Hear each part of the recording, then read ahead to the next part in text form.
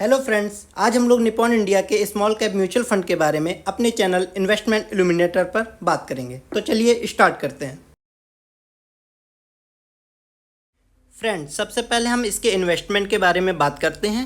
यह fund equity पे 95.6% invest करता है और ये कैश पे 4.3% रहता है।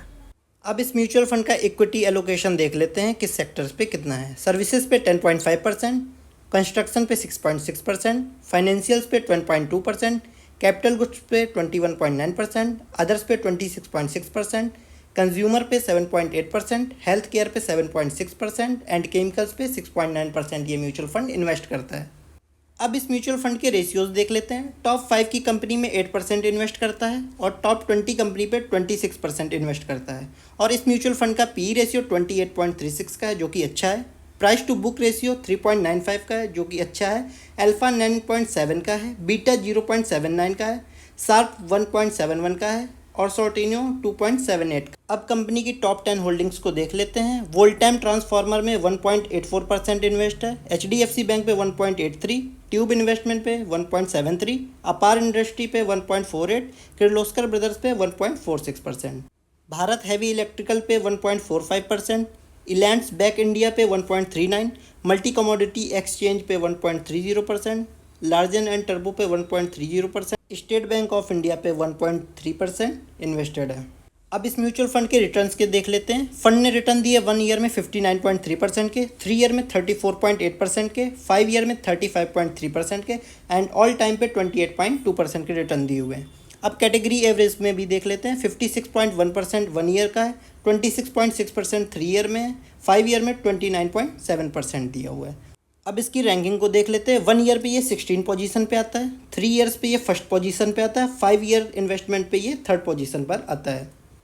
अब इस म्यूचुअल फंड की होल्डिंग्स के बारे में देख लेते हैं जहाँ पर इन्होंने अपना स्टेक बढ़ाया है। लार्जन टर्बो पे 27.9% का स्टेक बढ़ाया है, NLC इंडिया पे 9.4% का, किर्लोस्कर ऑयल इंजन पे 6.7% का, NIIT लर्निंग पे 0.7%, फिफ्चर पे 0.08%, इमामी पे 4.92% का, TD पावर सिस्टम पे 11.38% का, एस्ट्रजेन फार्मा में 0.99% का, बलरामपुर चीनी मिल्स पे 10.76% का, इनोक्स इंडिया पे 246.6% का, रेमंड्स पे 17.43% का, RBL बैंक पे 41.15%, भारत डायनेमिक पे 100% स्टेक बढ़ाया, सुंदरम पे 179, जिंदल सौ में 78.9%, सिटी यूनियन बैंक पे 62.7%, सोनाटा सॉफ्टवेयर 59.19%, आदित्य बिरला सन लाइफ पे 28.5%, एंजल वन पे 26.5% एंड एमटार टेक्नोलॉजी पे 15.16% का इन्होंने इंक्रीजमेंट किया है। अब देख लेते हैं, अगर आप 5,000 रुपये से इस फंड में इन्वेस्ट करते हैं तो आपको कितने परसेंट के रिटर्न मिल सकते हैं। अगर आप 1 ईयर तक इन्वेस्ट करते हैं तो 20.29% के रिटर्न मिल सकते हैं एंड 3 ईयर के लिए करते हैं तो 16% के रिटर्न मिल सकते हैं एंड 5 ईयर्स के लिए करते हैं तो 151% के रिटर्न मिल सकते हैं। ये रिटर्न एक एवरेज एस्टिमेट्स हैं, तो एक बार इन्वेस्टमेंट करने से पहले अपनी रिसर्च खुद भी कर लें, क्योंकि स्मॉल कैप फंड में ज़्यादा रिस्क होता है as compare to large cap fund. अब ये इसके पीयर कंपैरिजन्स हैं, आप देख सकते हैं इन सारे फंड में, जहाँ पर निपॉन फर्स्ट नंबर पे आता है जहाँ पे इसकी 5 रेटिंग है, क्वांट की 4 रेटिंग है, टाटा स्मॉल कैप फंड की 5 रेटिंग है, बैंक ऑफ इंडिया की 4 रेटिंग है, एक्सिस स्मॉल कैप की भी 4 रेटिंग है।